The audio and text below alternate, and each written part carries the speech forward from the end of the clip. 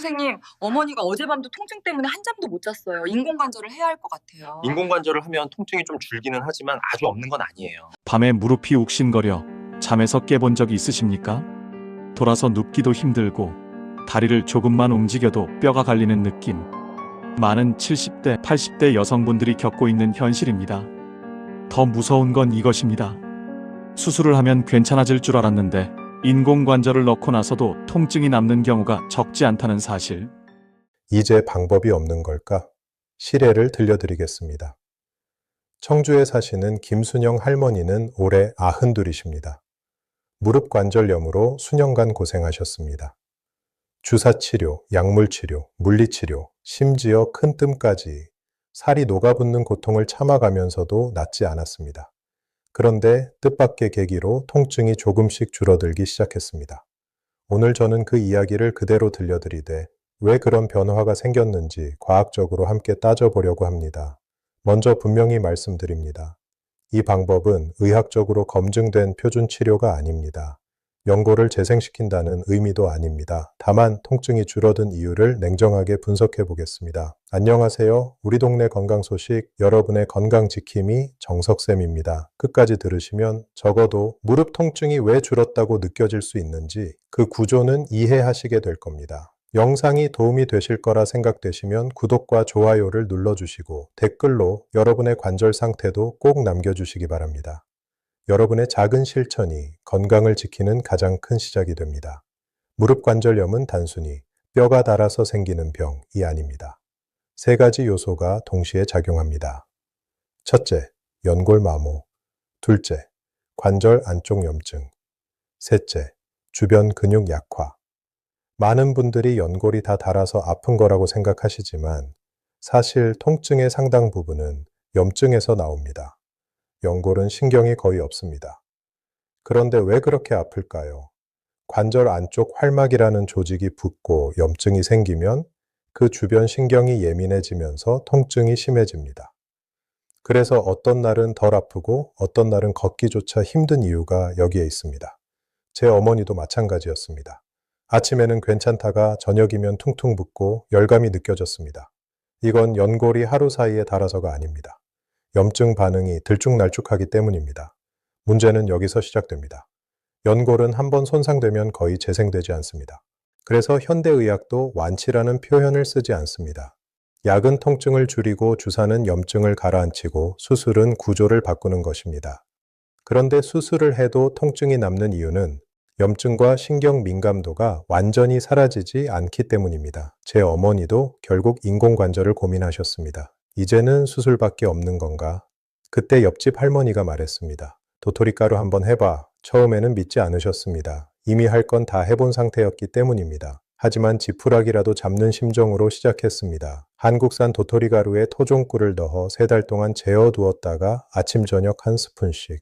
한 달쯤 지나자 이상하게 덜 아픈 것 같다고 말씀하셨습니다.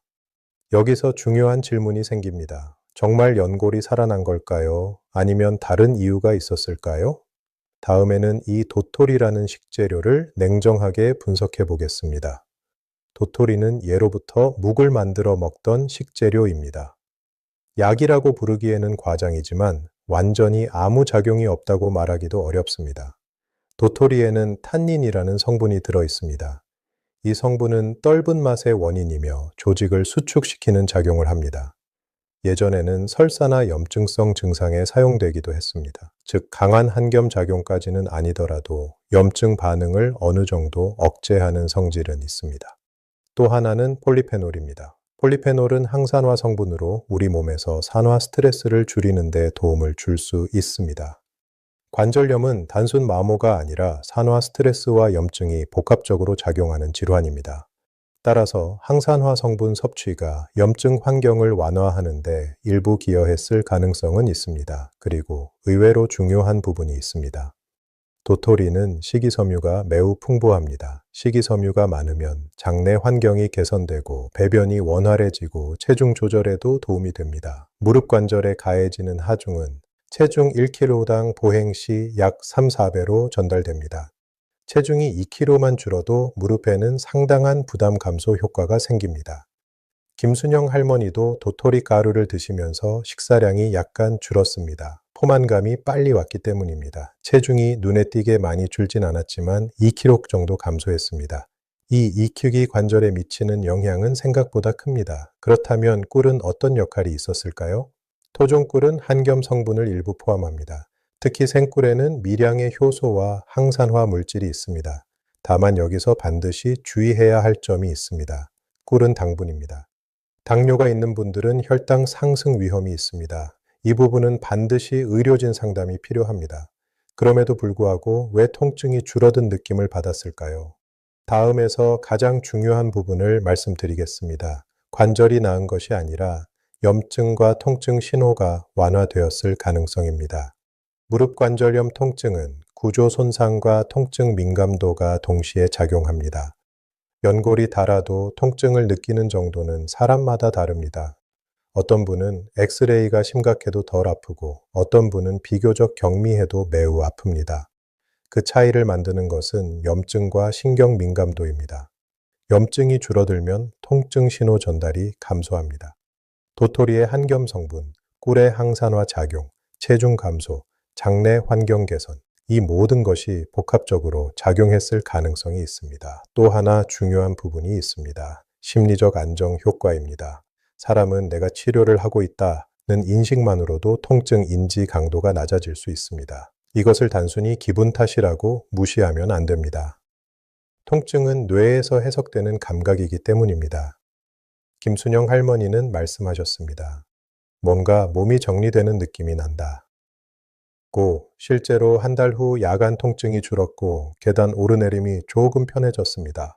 하지만 여기서 매우 중요한 경고가 있습니다. 연골이 재생된 것은 아닙니다. 관절 구조가 복구된 것은 아닙니다.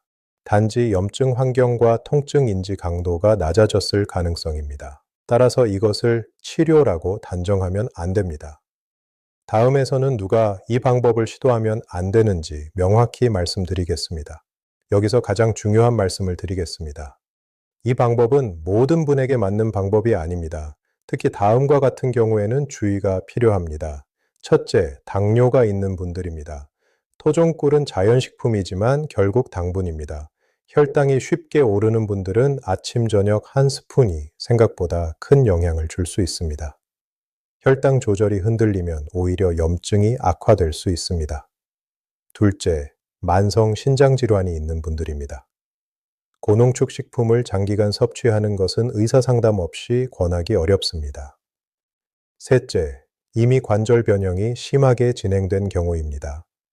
무릎이 오자로 휘고 관절 간격이 거의 사라진 상태라면 식품만으로 구조를 되돌릴 수는 없습니다. 넷째, 통증이 갑자기 심해지거나 열이 나거나 붓기가 심한 경우입니다. 이 경우는 염증성 질환이나 다른 원인을 의심해야 합니다.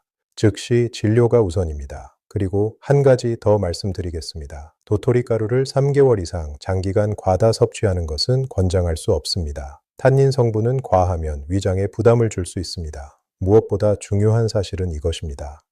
이 방법이 효과를 보였다고 해도 그것이 표준 치료를 대신할 수는 없습니다.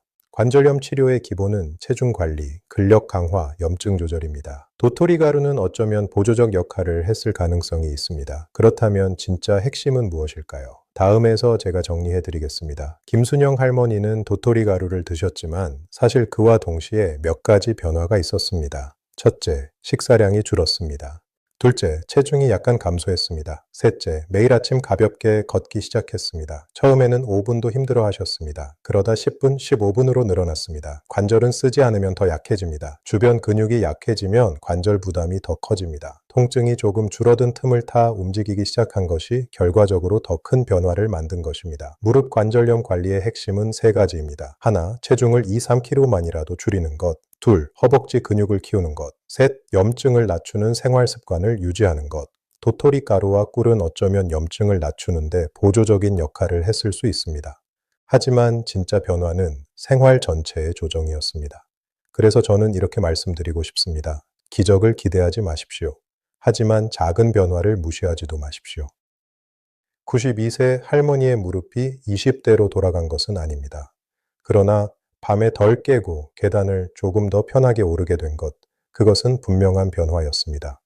그리고 마지막으로 다시 한번 말씀드립니다. 이 내용은 개인 경험을 바탕으로 한 이야기입니다. 의학적 표준 치료를 대체하지 않습니다. 약을 복용 중이거나 지병이 있는 분들은 반드시 상담 후 결정하시기 바랍니다. 무릎 관절염은 완치가 어렵습니다. 그러나 관리로 충분히 달라질 수 있습니다. 통증이 사라지는 기적을 찾기보다 통증을 줄이는 구조를 이해하는 것, 그것이 훨씬 현실적인 길입니다. 오늘도 귀 기울여 들어주셔서 대단히 감사합니다. 여러분의 건강 지킴이 정석쌤입니다. 영상이 도움이 되셨다면 구독과 좋아요를 눌러주시기 바랍니다. 여러분의 무릎이 오늘보다 내일 조금 더 편해지기를 바랍니다.